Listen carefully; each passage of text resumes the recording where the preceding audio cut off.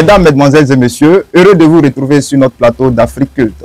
Shalom à vous depuis votre illustre demeure. Bienvenue à notre émission Afrique Culte qui a pour objectif de démystifier tout ce système autour du culte africain. Aujourd'hui, nous sommes accompagnés du prophète Cohen El-Nazir qui n'est plus à présenter pour nous entretenir sur ce sujet. Alors, si vous êtes intéressés, asseyez-vous confortablement et nous suivre dans notre entretien. Shalom, shalom prophète. Shalom. Merci d'être sur nos plateaux. C'est avec plaisir, bien sûr. Aujourd'hui, nous allons nous entretenir avec vous sur un grand sujet, à savoir le culte africain. Qu'est-ce que, pour vous, le culte africain représente? Merci de me recevoir une fois de plus sur votre plateau qui est extrêmement... Oui, un très beau plateau.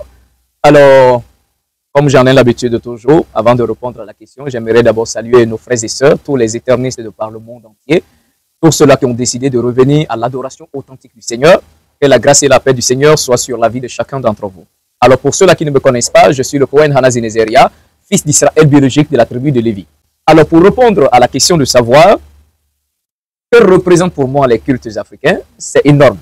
Pour moi, le culte africain, c'est le cœur de Dieu. Pour moi, le culte africain, c'est la voix de Dieu. Pour moi, le culte africain, c'est la volonté du tout-puissant Créateur, le Maître des cieux. Donc en un mot, pour moi, le culte africain est le cœur de Dieu lui-même. Voilà ce que je peux dire. Merci, prophète. Mais souvent, dans vos entretiens de tous les jours, vous parlez de la spiritualité et également de la religion. Alors, est-ce qu'il y a une différence entre ces deux notions? Expliquez-nous un peu. Une grande différence entre la spiritualité et la religion. Ce n'est même pas la même chose. La religion, si je commence par la religion, le mot religion, nous avons le mot relié. C'est-à-dire, quand les hommes découvrent qu'ils sont rebelles, qui ont été égarés, qui sont sortis de la voie de Dieu, donc ils décident de se relier à leur Créateur. D'accord? Mais en établissant eux-mêmes des systèmes, des voies qui vont leur permettre bien sûr de se relier à leur Créateur. Mais il faut comprendre que tout ce qui vient de l'homme ne peut produire la vie. Ce qui vient de l'homme est toujours accompagné de bien et de mal. Donc la religion, c'est l'invention des hommes. Bien sûr qu'ils sont conscients, qu'ils sont loin de Dieu, ils ont le désir de se relier à leur Créateur, à leur Dieu, mais seulement que c'est eux qui ont décidé eux-mêmes d'établir leur propre système, leur permettant bien sûr d'accéder à Dieu. Mais cela reste bien sûr, en tout cas sans effet, cela reste inefficace parce que tout ce qui vient de l'homme ne peut aboutir. Est éphémère, est accompagné de bien et de mal. Donc, la spiritualité maintenant, ça c'est un autre aspect. La spiritualité, là ce n'est pas nous qui décidons de nous relier à Dieu, ce n'est pas nous qui décidons d'aller vers Dieu, mais c'est Dieu lui-même dans son amour décide de venir vers nous, nous sauver, nous racheter. Alors, comme j'ai toujours l'habitude de dire, tout ce qu'on peut appeler spiritualité africaine, tout se retrouve dans la Bible. Parce que la Bible est l'histoire falsifiée du peuple africain. La Bible n'est pas l'histoire des Blancs. Tout ce qu'il y a dans la Bible, c'est l'histoire du peuple africain que nous sommes, mais seulement qu'ils ont pris des documents qu'ils ont falsifiés pour faire croire que ce qui est écrit dans la Bible serait leur histoire. Donc voilà pourquoi dans cet entretien, je vais prendre la Bible.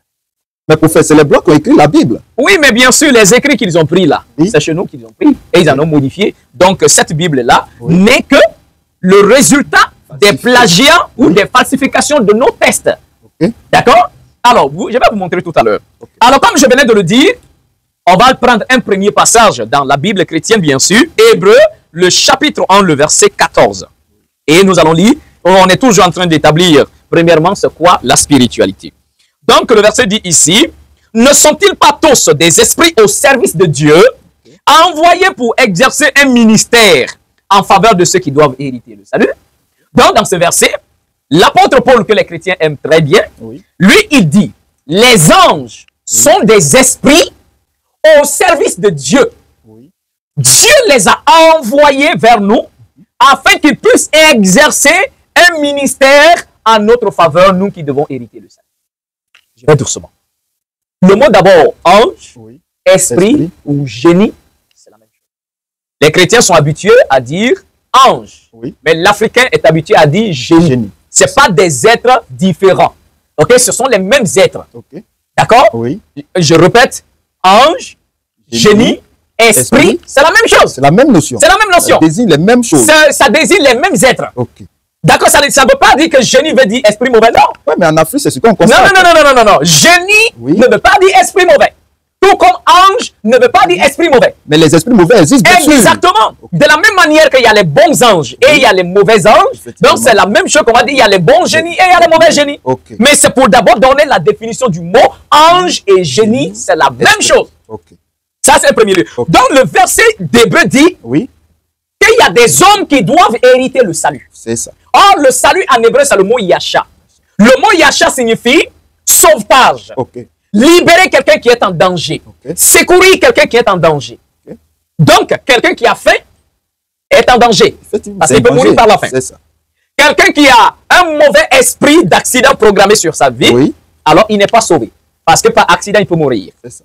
Un couple qui est en train de vaciller, de tanguer avec des querelles, des disputes tous les jours, ceux-là ne sont pas sauvés parce que un jour, l'autre peut prendre couteau et poignarder l'autre. C'est ça, le malheur peut arriver comme ça. Donc, ils ne sont pas sauvés. Maintenant, entrer au paradis n'est que la dernière partie du salut. C'est-à-dire, si on rentre au paradis, donc on est sauvé de l'enfer. Mais entrer au paradis n'est pas que le salut. C'est la dernière partie du salut. Mais le salut commence ici d'abord. Sur terre. Vivre de façon aisée dans ce monde. C'est-à-dire, en ayant à manger. Quand je fais des plantations, quand je fais un champ. Donc, il faut que mon champ puisse donner de bonnes récoltes, bien sûr. Si je suis un entrepreneur, il faut également que mon entreprise marche. Parce que c'est dans ça que je dois nourrir ma femme et nourrir mes enfants. S'il n'y a pas de nourriture, alors ma famille se retrouve en danger. On se comprend? Donc, alors la parole vous dit maintenant que les anges, les esprits ou les génies, Dieu les envoie pour exercer un ministère en ma faveur, en ta faveur et en leur faveur. D'accord? Maintenant, le verset dit, Dieu les envoie. Ce ne sont pas des démons. C'est Dieu qui les envoie pour exercer un ministère. Mais pour exercer un ministère, qui doit le faire si ce n'est qu'un ministre? C'est un ministre qui exerce un ministère. Donc, les anges, les génies sont les ministres de Dieu. Et Dieu les envoie envers nous afin qu'ils nous aident.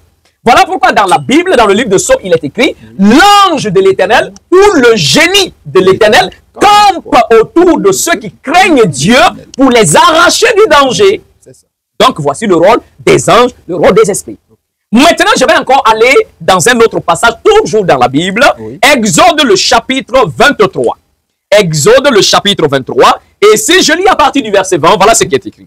Voici, j'envoie un ange devant toi pour te protéger en chemin. D'accord? Et pour te faire arriver dans l'endroit que j'ai préparé pour toi. Tiens-toi sur tes gardes en sa présence. Écoute sa voix.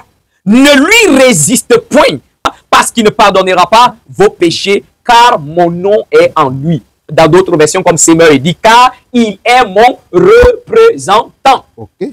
Alors, dans ce passage, le Tout-Puissant Créateur dit, moi, je vais envoyer un ange. Et le rôle de l'ange, de l'esprit ou du génie que je vais envoyer, c'est pour te protéger en chemin. Durant ton parcours sur terre, donc il doit te protéger. Prendre à ta défense en toutes choses, te garder. Et maintenant, il continue pour dire, deuxièmement, il doit te faire entrer dans l'endroit que j'ai préparé pour toi, ton destin. Il doit te faire entrer dans ton destin, ta destinée. On se comprend? Maintenant, Dieu lui-même dit, attention, écoute sa voix. Ce qui veut dire, il va te parler. Donc, s'il te parle, tu dois l'écouter. Donc, s'il te parle, c'est qu'on peut aussi lui parler. Parce que je ne peux pas être là, tu me parles, puis je ne te parle pas. Donc, il me parle et je lui parle. Donc, il dit, écoute sa voix. Ça, c'est un. Deux, ne lui résiste point. C'est-à-dire, obéis à tout ce qu'il te dira. Maintenant, le verset dit, si tu résistes, il ne va pas pardonner vos péchés. Lui, second dit, parce que mon nom est en lui. La version Seigneur dit, car il est mon représentant. Les anges, les esprits, les génies sont les représentants de Dieu. Nous n'avons pas à traiter avec Dieu lui-même parce qu'il est trop loin. Il est le maître suprême.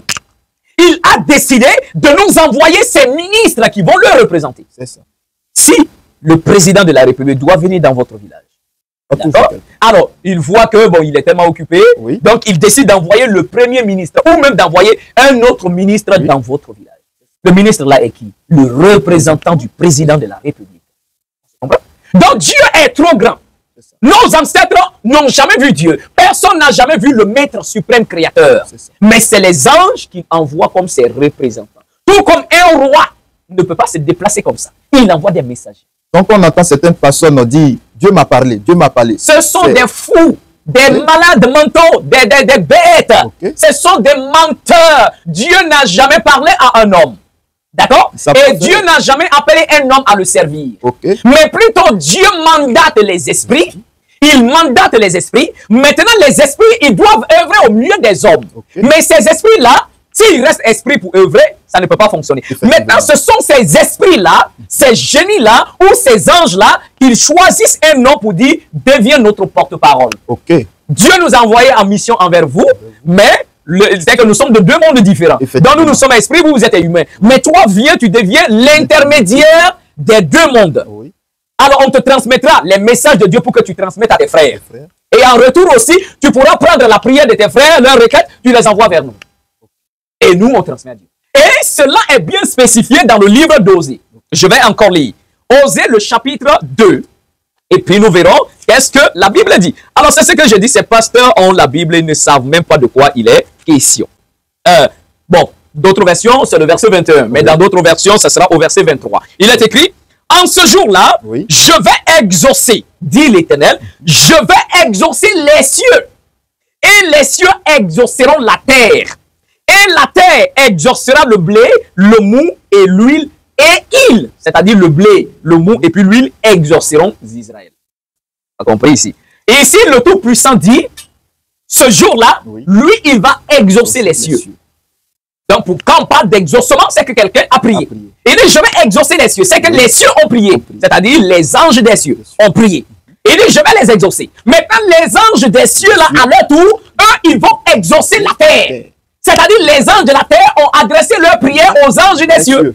Les anges de la terre n'ont pas adressé la prière à Dieu lui-même.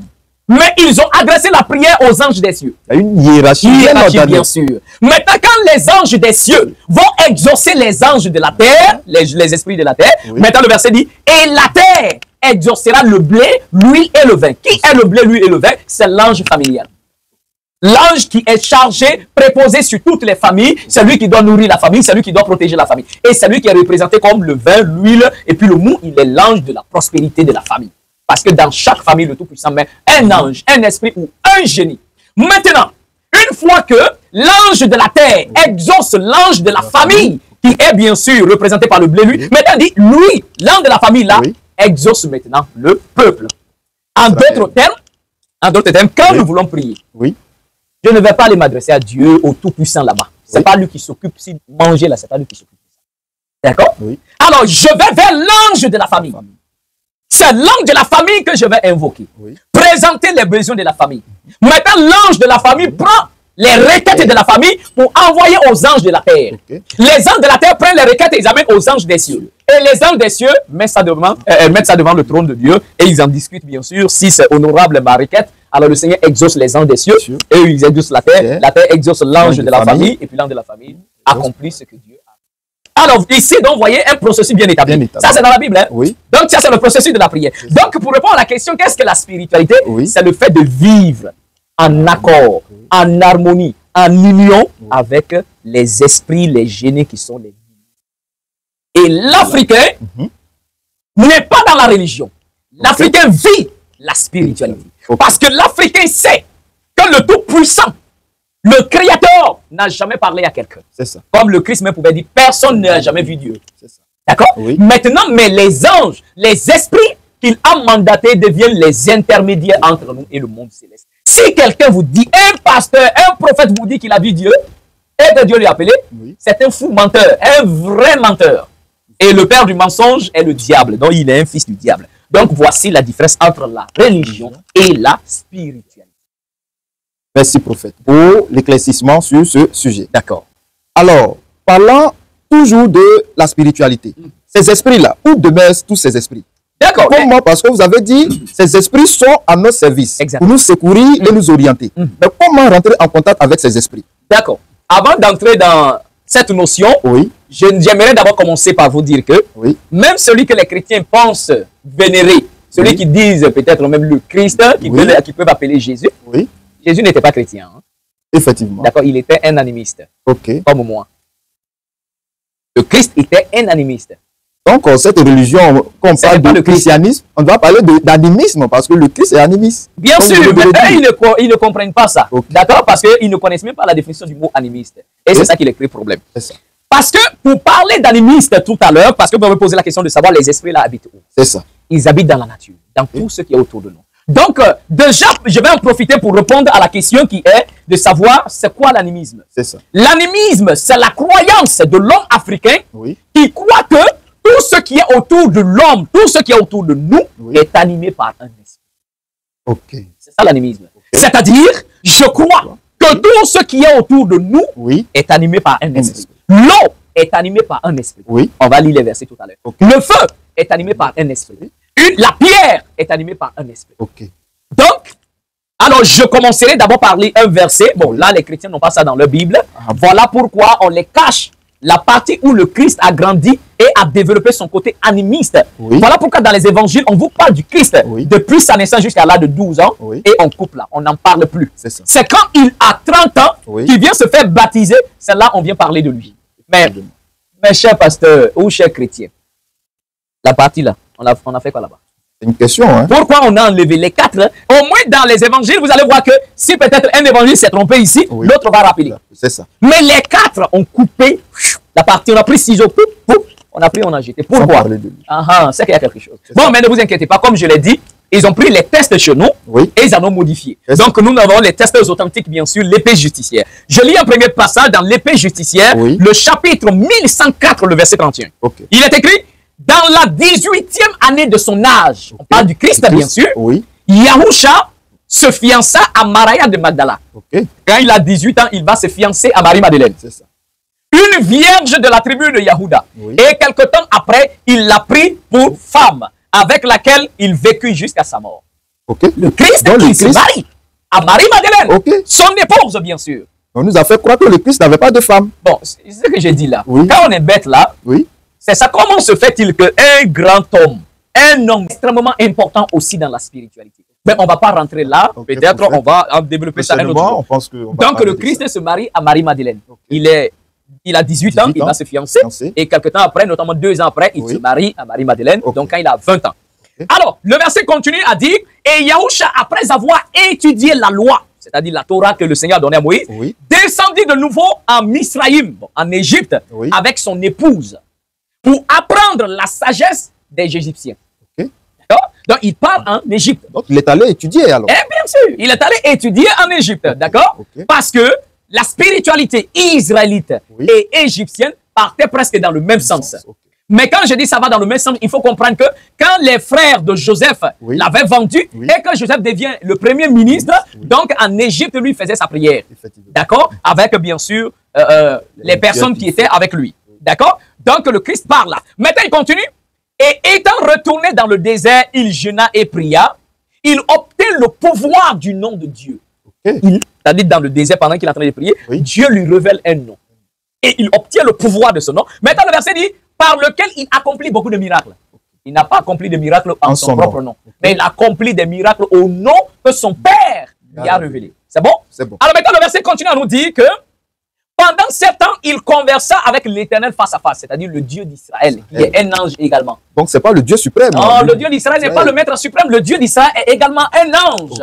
On pourra avoir autre émission sur ça. Donc, il parla avec lui face à face. Maintenant, le verset dit: il apprit le langage des oiseaux et des bêtes. Le Christ apprend à parler avec les animaux. Il parle avec les oiseaux, il parle avec les animaux. Et le verset continue.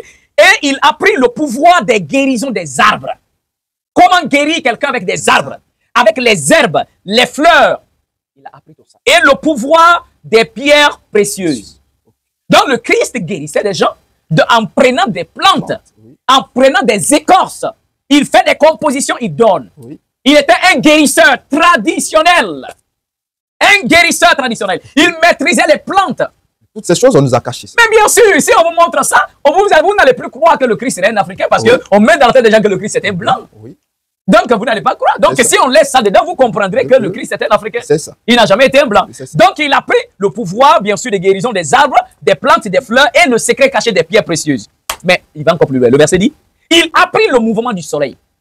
Dans le soleil, dans tel endroit, ça veut dire quoi? Il continue. Il a pris également le mouvement de la lune et des étoiles. C'est-à-dire, quand il voit telle étoile, là, il sait de quoi il est question. C'est ce qu'on va appeler peut-être les signes astrologiques. D'accord? Ok, bon, l'Occident va dire Bélier, Capricorne, Gémeaux, tout. D'accord, ça, ce sont des noms qu'ils ont donnés. Mais nous avons bien sûr notre astrologie africaine. D'accord? Alors, le verset dit, le Christ a pris également le pouvoir des lettres. Les lettres, ce n'est pas les A, B, C, D. D'accord? Les lettres, il y a des lettres qui sont le langage des esprits. Il a appris. C'est-à-dire, et il continue. Il a appris également le mystère des carrés, des cercles et la transmutation des choses, des formes, des nombres et des signes. Vous voyez? Donc le Christ apprend le pouvoir des lettres et nos ancêtres connaissaient ça bien. Voilà pourquoi à l'époque, même quand vous voyez les habits traditionnels, il y a des designs là-dessus. Bon, les gens pensent que c'est juste des designs là pour embellir. Non, ce sont des lettres. Et les parents ont bien appris. Exactement, mais dommage que ça est en train de partir. Donc il y a ça. Et également, il y a des formes, il y a des cercles, il y a des carrés, des signes, des symboles que le Christ apprend. Ça veut dire qu'il était un grand maître spirituel africain. Et, alors, je continue encore avec un autre passage avant qu'on aille un peu plus loin. Dans le livre L'épée justicière toujours, le chapitre 1318 à partir du verset 14, le verset dit, il dit, l'ange de l'air, l'ange de l'eau et du soleil sont frères. L'ange de l'air, l'ange de l'eau, l'ange du soleil sont frères. Le Christ dit, ils ont été donnés au Fils de l'homme pour leur service, afin qu'ils puissent faire toujours appel à l'un et à l'autre. Est-ce que vous avez compris ça?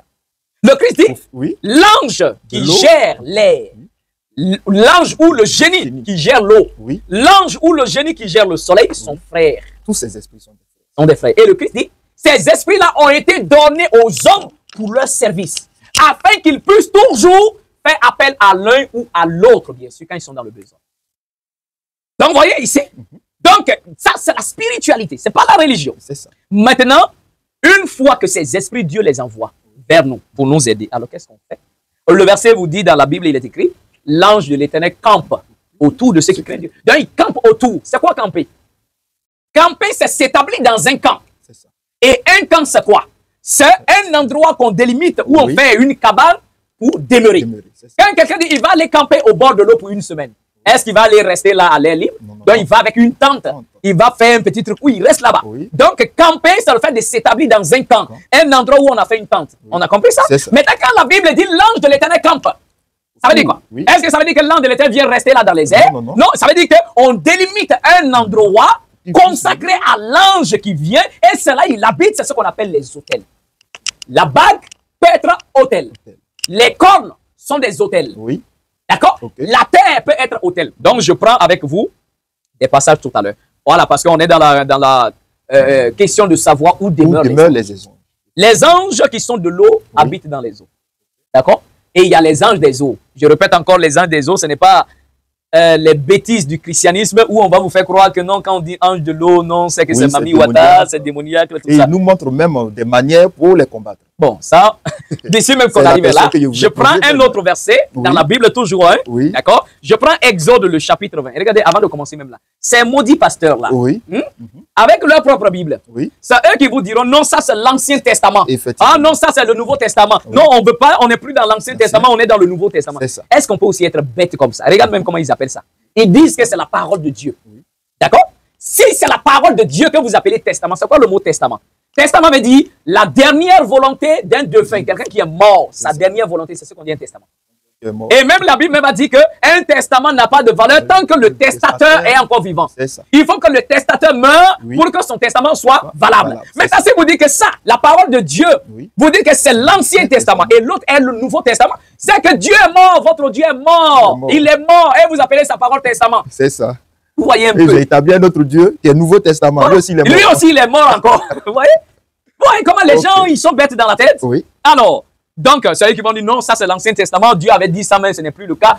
Et regardez comme ça, les gens. Regarde comment ils sont. Le maître suprême qui crée l'univers. C'est le soleil qui se lève tous les matins à son endroit. Tout est resté intact. Tout est resté intact jusqu'à présent. Les lois du soleil sont toujours valables. La loi que le Seigneur a donnée à la mer, on voit les flots, les vagues qui se lèvent. C'est toujours comme ça depuis les temps anciens. Et ce sont des lois que le Seigneur va donner aux humains. C'est ça là, du jour au lendemain, ça change. On dit non, Dieu avait dit ça, non, ce n'est plus le cas. Pourtant, dans le livre de Somme, le Seigneur dit, je ne violerai point mon alliance et je ne changerai pas ce qui sort de mes lèvres. Et dans le livre de Jacques, il est écrit, Tout don excellent vient d'en haut, de chez le Père de lumière, chez qui il n'y a ni ombre de variation, ni changement. Et le verset dit qu'en Dieu, il n'y a même pas ombre de variation. C'est-à-dire varier là, son ombre même là, il n'y a pas en lui. À plus forte raison, changer. Ces maudits la disent. Dieu avait dit ça. Maintenant, ce n'est plus valable. Maintenant, Dieu a dit autre. Un Dieu infidèle. Hein? Votre Dieu est infidèle. Il n'est même pas digne de foi. Un inconstant qui dit A, demain il dit B. Moi, je ne peux pas adorer un Dieu comme ça. Il est instable. Il ne mérite même pas ma confiance. Parce que quelqu'un qui dit 1, demain il dit B, c'est qu'il n'est pas un Dieu, il est devenu un homme. Ça, c'est le quotidien des hommes. Parce que l'homme ne sait pas ce qui arrive demain. Donc, quand il prend une décision, il pense que c'est ça. Mais demain, il se rend compte que je me suis trompé.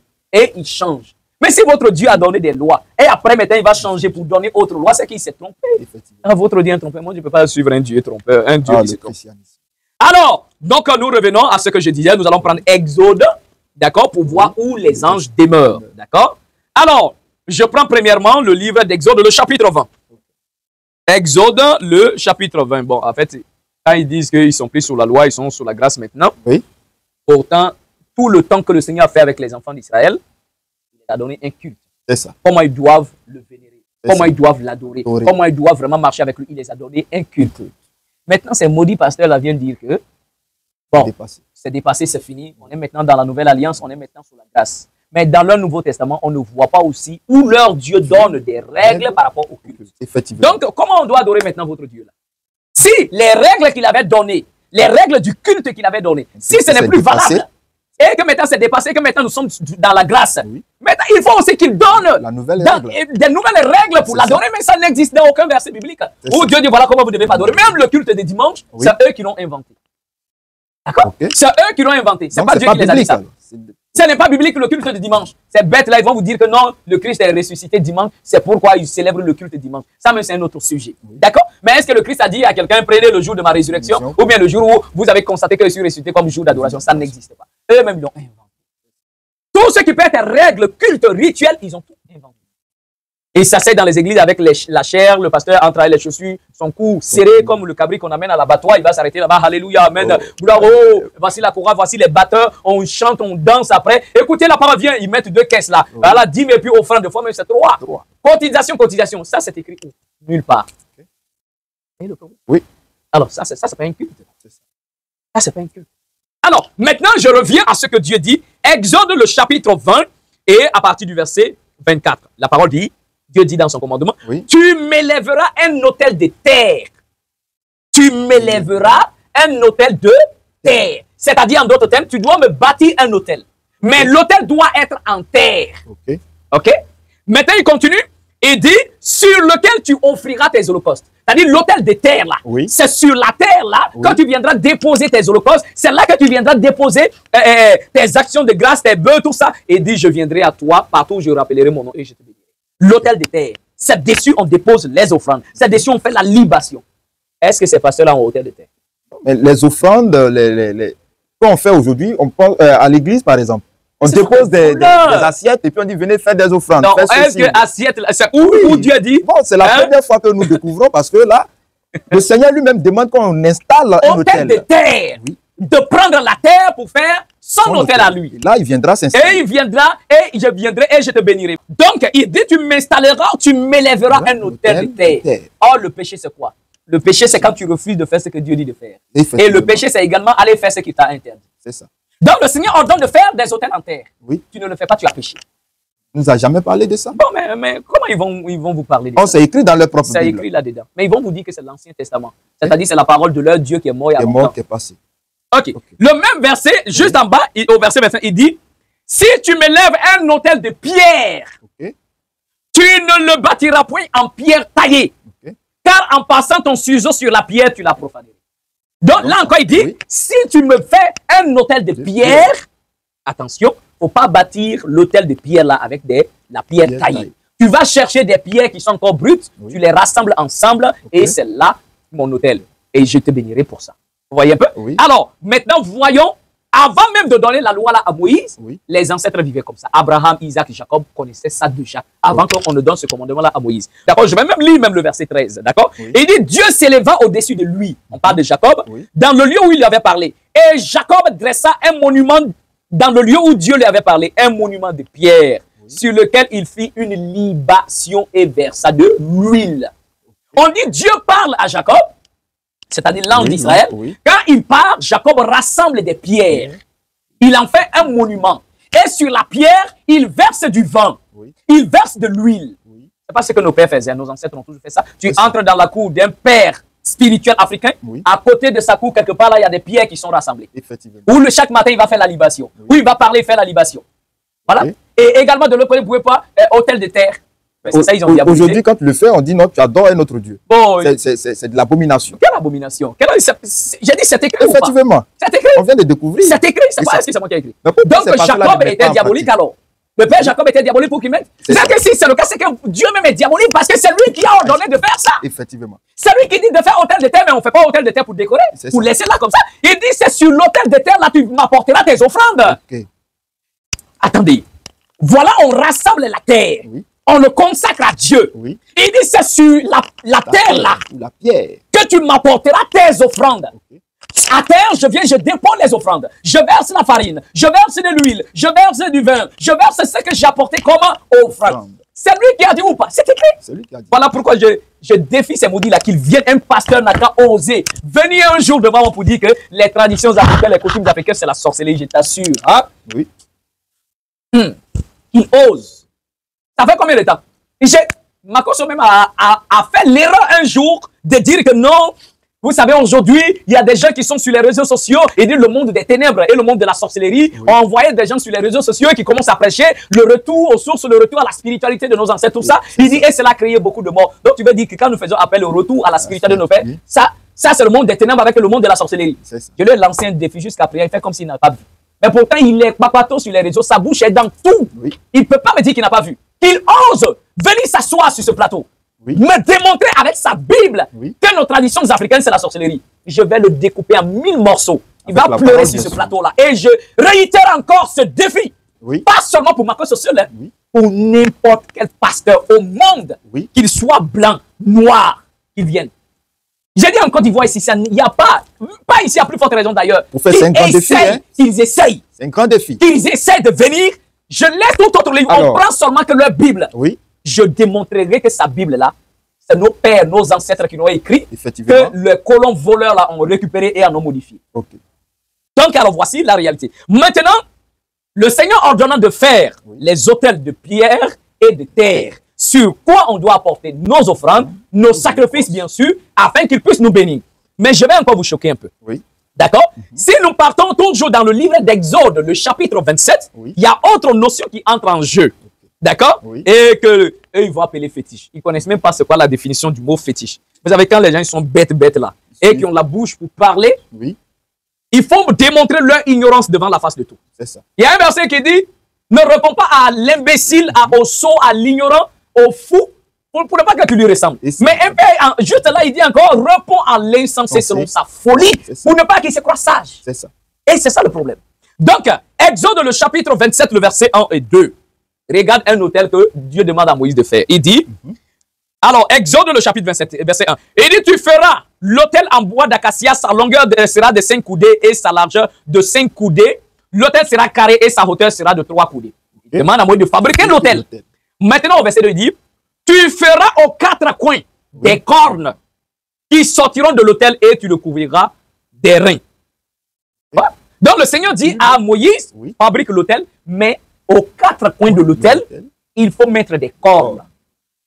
Voyez, je répète cela. Ils sont maudits par la nature. Ils sont maudits par tous les esprits de la nature. Quand ils vont voir cornes quelque part, ils vont dire, oh, Satan, diable. Mais pourtant, Dieu dit, tu fais l'autel avec des cornes. Je vais encore aller loin. Hein?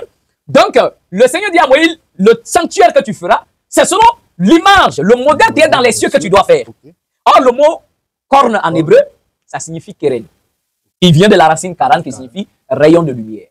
C'est-à-dire, quand on bâtit l'autel et qu'on met des cornes dessus, on vient de connecter l'autel Et les rayons de lumière qui représentent des cornes, physiquement, c'est les cornes. Oui. Mais spirituellement, ce sont des rayons de lumière. Okay. Quand quelqu'un vient se présenter devant l'autel, oui, alors les cornes s'allument et les rayons frappent jusqu'aux cieux. D'accord? Okay. Et c'est dans ces rayons-là que les anges montent et descendent, bien sûr, pour apporter les prières. Regarde bien ce qui est dit dans la Bible, bien sûr. Mais quand on prie et on dit Dieu de Jacob, Dieu d'Isaac, Dieu... Voilà les pratiques que ces personnes voilà, c'est tout est écrit. Okay. Alors, je prends un passage dans Apocalypse, hein, oui, comme c'est le Nouveau Testament qu'ils aiment bien, oui, d'accord? Voilà. Apocalypse, c'est le livre des mystères. Oui. Alors, Apocalypse, le chapitre 9 et le verset 13, écoutez bien ce qu'il dit. Okay. Il dit, le 6e ange sonna la trompette et j'ai entendu une voix venant des 4 cornes de l'autel d'or qui est devant Dieu. Devant Dieu. Donc, Apocalypse, c'est Jean qui est amené au ciel. Oui. Il dit, quand on l'amène là-bas, il voit un autel qui est devant Dieu. C'est ça. Et sur l'autel de Dieu, il y a 4 cornes.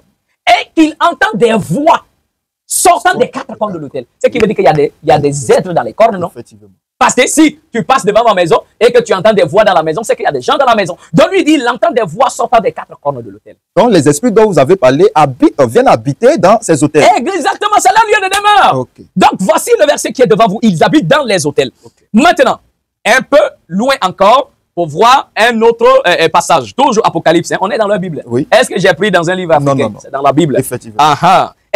Pardon. Apocalypse chapitre 14, le verset 18. Voilà ce qui est écrit. Alors, la parole dit, et un autre ange qui avait autorité sur le feu sortit de l'autel. Okay. On dit un ange, lui, il a autorité sur le feu. C'est l'ange du feu. Okay. Et il est sorti de l'autel. Oui. Est-ce que vous avez compris? Donc lui, il habite dans l'autel parce qu'il est l'ange du feu. Donc il y a un ange qui a autorité sur le feu. Tout ce qu'on peut avoir sur terre comme feu est géré par l'ange du feu. Okay. Voilà pourquoi, ça c'est pas l'animisme. Parce que l'animisme, c'est le fait de croire que tout est animé par un esprit. Le feu est animé par un esprit. Voilà. C'est écrit. Alors, on va encore aller un peu. Apocalypse, le chapitre 16, le verset 7. Apocalypse 16, le verset 7, il est écrit. Et j'entendis l'autel qui disait. J'entendis l'autel. Donc l'autel parle. C'est ça le problème. Donc l'autel parle. C'est ça. Il dit, il entend l'autel qui disait. Donc l'autel parle. Or, si le Seigneur dit de faire l'autel des terres, c'est pour que tous les esprits de la terre se rassemblent là. Et ceux-là, ils peuvent parler à Dieu en ta faveur. Okay. Toi, tu viens de parler et il parle à Dieu. Donc, il représente l'intermédiaire spirituel. C'est ça. Parce que le mot hôtel même signifie quoi? Le mot hôtel en hébreu, il y a 2 mots pour parler d'hôtel. Okay. Il y a d'abord le mot misbéa. Le mot misbéa en hébreu qui vient de la racine zabar, qui signifie offrir. Okay. Donc, un hôtel, c'est un endroit où on vient offrir, où on vient porter des offrandes, comme Exode chapitre 20, le verset 24 le dit. Maintenant, le deuxième mot pour parler d'hôtel, c'est le mot Har-El. Har qui signifie montagne, lieu élevé. Et le El est le préfixe du mot Elohim. Elohim, c'est tous les esprits célestes et terrestres. Tous les esprits qui gèrent la vie des humains. C'est ce qu'on appelle les Elohim. Donc, Har-El signifie la montagne des Elohim. Le mot Elohim qu'on a traduit en français par Dieu. Donc, comme hôtel signifie la montagne des dieux. La demeure des dieux. Donc, il y a plusieurs dieux. Il y a plusieurs dieux, oui. Ce n'est pas les bêtes là qui vont venir te dire que non, il n'y a qu'un seul Dieu. Parce qu'on a falsifié le verset de 1 Timothée qui dit il n'y a qu'un seul Dieu et un seul médiateur, Jésus-Christ. Plusieurs médiateurs. Mais bien sûr, dans leur propre vie, dans le livre de Galates, Galates 3, 19, il est écrit que la loi est venue, bien sûr, la loi a été donnée par les anges, par le moyen d'un médiateur. Moïse étant le médiateur. Messie également. Donc, le Moïse était un médiateur. Donc, si vous dites qu'il n'y a qu'un seul médiateur, c'est qu'il y a un problème. Votre Bible même vous ment. Alors, ils vont même dire qu'il y a également un Dieu. Non, même ils vont dire un sauveur. Mais aussi, il est écrit dans Actes des Apôtres. Actes le chapitre 7, du verset 30 jusqu'à 38, il est écrit que l'Éternel, le Dieu d'Israël, l'ange là, est apparu à Moïse dans le buisson. Il dit, ce Moïse qu'ils avaient rejeté, c'est lui que Dieu a envoyé comme le sauveur de son peuple, avec l'assistance, avec l'aide de l'ange qui lui était apparu dans le buisson. Donc Dieu le Tout-Puissant, pour sauver les enfants d'Israël de l'Égypte, il a envoyé un ange, et c'est cet ange-là, ce génie-là qui est apparu à Moïse dans le buisson, afin d'aider Moïse comme sauveur. C'est-à-dire, l'ange l'a choisi Moïse comme le sauveur. C'est l'ange qui fait le travail, mais à travers, bien sûr, Moïse. Bien. Donc, vous voyez. Donc, ici, il dit, j'entendis l'autel qui disait. Donc, l'autel parle. L'autel parle. Maintenant, il y a également un autre passage, où il nous parle de Apocalypse 16, toujours, le verset 5. Il dit, et j'entendis l'ange des eaux qui disait. Le génie des eaux. Le génie des eaux. L'ange des eaux qui disait à l'Éternel, Tu es juste toi qui es. Tu as été, tu es saint parce que tu as exercé ce Il jugement. connaît donc l'autorité même de Dieu, cet ange-là. L'ange des eaux. Et bon, il y a un autre livre qu'ils ont rejeté, qui est le livre du Père Enoch. Oui. Dans leur propre Bible, dans le livre de Genèse, Oui. on dit Enoch a tellement marché avec Dieu que Dieu le prie. Il n'est pas passé par la mort. Oui. Mais ce livre, le livre d'Enoch, ils l'ont enlevé. Même les apôtres parlent du livre d'Enoch, mais notamment, ça ne se trouve pas dans la Bible. Mais dans le livre de ce grand prophète Enoch, Oui. c'est Enoch qui nous dit, Oui. au début, même dans la Genèse, que Oui. Dieu va créer un firmament au milieu des eaux, Des eaux. pour séparer les eaux. Le Père Enoch dit, la partie de l'eau qui va au ciel Oui. est de sexe masculin. Ok. Et la partie qui est restée sur la terre est de sexe féminin. Bon, Ok. c'est difficile pour eux de comprendre que l'eau a sexe. Dans Oui. d'autres termes, l'eau qui est allée au ciel est gérée par une entité, un esprit qui est masculin. Ok. Alors que l'eau qui est restée sur la terre est gérée par un esprit ou une entité féminine. Donc l'entité qui est derrière les eaux terrestres Oui. est une entité féminine. Et c'est elle qu'on appelle Mami Water. Mami Water, La mère des eaux. la grande mère des eaux. Mami me dit grande mère. Effectivement. Water en anglais c'est l'eau. Oui. Donc Mami Water ça veut dire la grande mère des eaux. Donc, Mami Wata n'est pas démoniaque. C'est un esprit créé par le Seigneur. Par le lui-même. Seigneur, et c'est elle qui gère les Les eaux. eaux. Parce que les eaux est liée à la féminité de la femme. Mais attendez même. Regarde, quand une femme elle est enceinte, le bébé là est dans quoi? Dans l'eau. Le bébé est dans l'eau. Oui. Même sexuellement, tu as touché une femme, qu'est-ce qu'elle fait? Elle te donne un liquide. Oui. C'est parce que le corps de la femme est lié à l'eau. Donc l'esprit qui gère les eaux, c'est l'esprit féminin. Et ils sont là bêtes. J'ai dit bêtes. C'est là. Vous savez, il n'y a pas plus bêtes sur terre que les pasteurs là. Il n'y a pas plus bêtes sur terre que ceux-là, plus égarés que ceux-là. Je vois même souvent sur les réseaux, ou même d'autres écrits des livres, comment combattre les esprits, des eaux. Oui, parfois on nous parle d'esprit des eaux, l'esprit, comment dirais-je, des sirènes des eaux. Il faut les chasser. Est-ce que ceux-là, ils sont intelligents? Ils sont bêtes, en fait. Regardez, je vais prendre un exemple. Ok. Il y a des êtres que le Seigneur a créés Oui. étant hybrides naturellement. Ok. Quand ils vont lire dans le livre d'Ésaïe, quand ils vont lire dans le livre d'Ézéchiel, Oui. on les parle des chérubins et des séraphins. Ils ne connaissent même pas ce qu'est chérubin ni séraphins. Ok. Pourtant, il a la Bible. Un séraphin d'abord, Oui. les séraphins sont les gardiens du trône de Dieu. C'est ça. Les séraphins. Donc, le mot saraphe en hébreu, ça veut dire serpent. Serpent. Ce sont des serpents de feu. Leur morphologie, c'est le feu. Et ils ont 6 ailes. Ok. 2 pour fermer leur visage, 2 pour fermer leur corps et 2 qui permettent de s'envoler. Donc le trône de Dieu même est géré par des serpents. Des serpents de feu. Oui. Mais quand il voit que l'Africain a dans son culte les animaux. Les animaux. Par exemple, le vaudou. Oui. Dans le vaudou, il y a le serpent dans le culte. Dans le culte. Ok. Il faut aussi faire attention avec les mots. C'est ça. Parce qu'on dit que l'Africain adore l'eau. L'Africain adore les animaux. C'est faux. Ils ne connaissent même pas d'accord le mot adorer. J'ai dit, ce sont des ignorants. Ils sont Ils sont égarés trop de peuple. bêtes. Ils emploient des mots même qu'ils ne connaissent pas. Adorer. L'adoration, ça veut dire quoi? Oui. Je prends un exemple. Ok, voici un signe astrologique, bien sûr, Capricorne. Ok. D'accord? Je prends, je dis, oh, bâton, Oui. Capricorne, tu es le maître suprême au-dessus de tout. Avant toi, personne n'a existé. Après toi, personne n'existera. Tu es le maître suprême au-dessus de tout. Ok. Ça, c'est l'adoration. Parce que j'ai pris un être créé, j'ai pris une chose ou quelqu'un pour le mettre au-dessus de tout l'univers, au dernier degré. C'est ça l'adoration. C'est une conception, une foi, quelque chose que l'on croit. C'est Si je crois que ce morceau de bois est le maître suprême au-dessus de tout, c'est ça l'adoration. Se mettre à genoux n'est même pas l'adoration. Oui. Faire des offrandes, ce n'est pas l'adoration. Oui. Ceux-là, quand les fidèles viennent les faire des offrandes, là, Sans genoux. et il vient, voilà, il prend l'enveloppe, il met 100 000 dedans, 200 000 dedans, même 500 000, il dit, bon, pasteur, je suis venu, voilà, ça c'est une offrande pour vous. Il prend, il est content, non? Est-ce qu'on vient de l'adorer? Alors, faire des offrandes ne veut pas dire adorer. Même dire, tu es grand, tu es saint, tu es puissant, c'est pas ça l'adoration.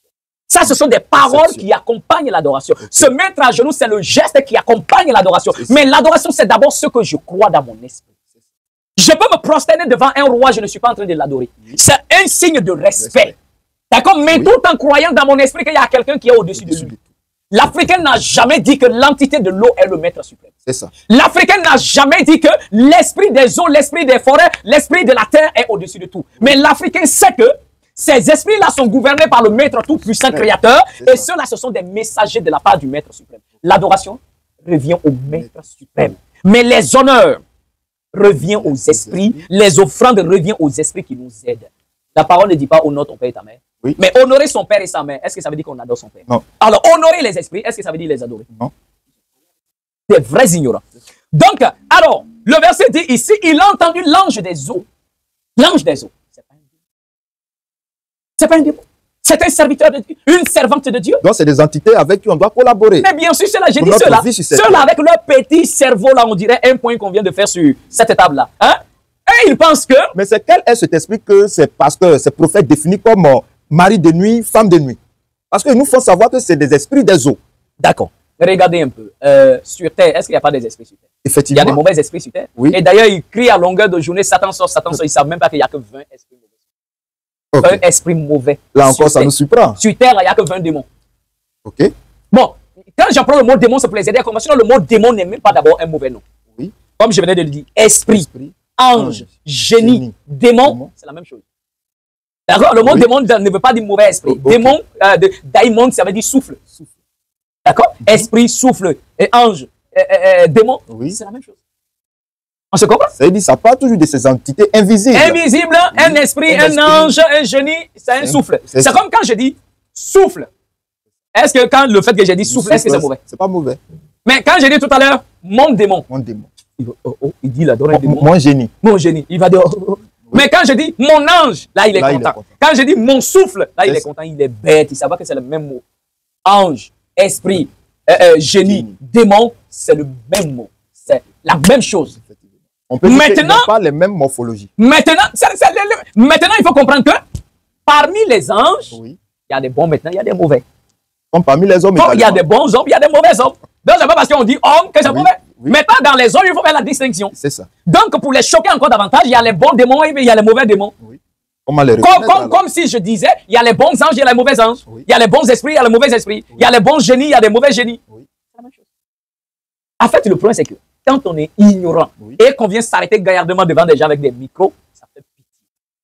Bon, alors donc ici, on voit l'ange des eaux. D'accord? Oui. Qui est bien. En fait, pour eux, le monde, c'est limite. C'est ça. Leur ignorance est énorme. On peut périr par manque de connaissance. Au lieu de se faire former, au lieu d'apprendre, et même diabolisent la culture de leur père, et bien après, ils ne peuvent rien comprendre. Le Tout-Puissant est dans l'éternité. D'accord? L'éternité, c'est hors le temps, on ne peut pas le voir. Il est innommé. On ne peut pas le nommer. Parce qu'on nomme quelqu'un qu'on connaît. On ne peut pas le nommer. Il n'a pas de forme. Mais quand il crée son monde, il commence par le 7e ciel, jusqu'au descendre au 1er ciel. Il crée un être suprême qui le met au 7e ciel sur un trône comme son. Celui-là qui va gérer le monde pour lui. Maintenant, lui qui est assis sur le trône, qui est le représentant du maître suprême qui est dans l'éternité, il reçoit le mandat de créer les autres esprits et de gérer le monde. Donc, c'est lui qui commence à créer les autres esprits qui vont gérer le 7e ciel, le 6e ciel, ainsi de suite. Maintenant, entre le 1er ciel et le 2e ciel, il y a l'eau, la mer, l'autre partie de l'eau qui est partie. D'accord? Maintenant, après le 1er ciel, on rentre dans l'univers. On ne parle même pas encore de la Terre, il n'y a même pas de Terre encore. On parle de l'univers. Et l'univers a 4 régions. La région du nord, du sud, de l'ouest et puis de l'est. Je ne parle pas des 4 points cardinaux de la Terre, je parle de l'univers. Et nous, notre monde est placé dans la région du nord. Maintenant, notre monde même est divisé en 3 parties. Le monde des humains, l'habitation des humains où nous sommes. Mais après nous, il y a le monde des mers, le monde des fleuves, le monde des forêts, le monde des nuées, le monde des ténèbres. Le monde des ténèbres, ce n'est pas Satan. D'accord? Quand on parle des ténèbres, ce n'est pas Satan. C'est ça. Lui-même, la parole dit dans le livre de Psaume que l'Éternel fait, il fait des ténèbres sa retraite. L'Éternel fait des ténèbres sa retraite. Il est environné des nuées sombres et des eaux obscures.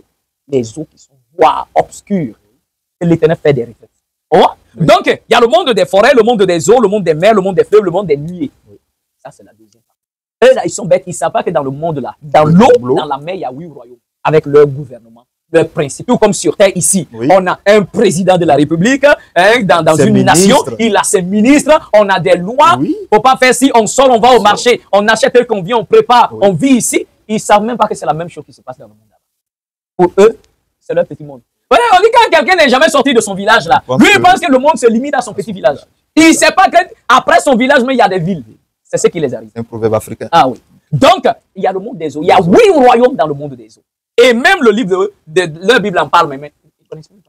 D'accord? Alors, je vais terminer en prenant un passage dans le livre Ecclésiaste. D'accord? Ecclésiaste, le chapitre 11. Écoute bien ce qu'il dit. Je t'assure que le pasteur, ça sera la première fois d'entendre ça parce qu'il a lui-même, il n'a jamais compris de quoi il est question. Il est écrit, jette ton pain sur la surface des eaux et avec le temps, tu le retrouveras. Donne-en une part à 7 et même à 8, car tu ne sais pas quel malheur arrivera sur la terre. Si les garçons, ils n'ont qu'à expliquer. Ils ne comprennent pas parce que c'est codé. Donc le verset dit, jette ton pain sur les eaux. C'est-à-dire fais offrande au monde des eaux, au royaume des eaux. Il dit, donne une part à 7. Il dit non, à 8 même. Car tu ne sais même pas que dans ton royaume sur la terre, là, tu ne sais pas quel malheur peut t'arriver là-bas. Mais si tu fais des offrandes à l'autre royaume, le monde des eaux, quand tu seras en difficulté, ils pourront te rendre merci. Donc c'est comme la notion d'ambassade. On a des choses sur terre que les habitants des eaux n'ont pas. Ici, on a fruits, on a mangue, on a igname, on a tout. Mais eux, ils n'ont pas ça. Mais en retour, on a besoin des choses qu'ils ont. Et ils ont des pierres précieuses. C'est qu'on va appeler les codes de la richesse dans l'homme. Et voilà pourquoi dans le livre d'Ésaïe, il est écrit, ton cœur bondira, tu tressailliras quand les trésors de la mer se tourneront vers toi, quand les trésors des nations viendront à toi.